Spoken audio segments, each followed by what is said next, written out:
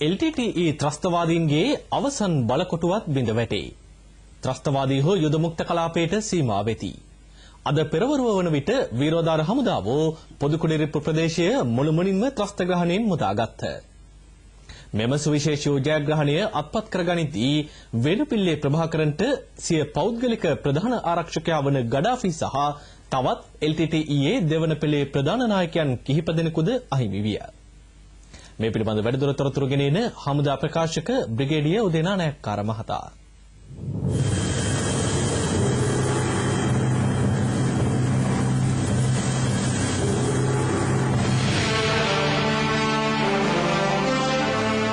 පසුගිය දින තුනක කාල සීමාව තුළදී සිදු කරන ලද මේ වලින් LTTE ත්‍රස්තවාදීන් 420කගේ මලසිරු යුද හමුදා බටපිරිස් සොයා ගන්න ලැබුවා.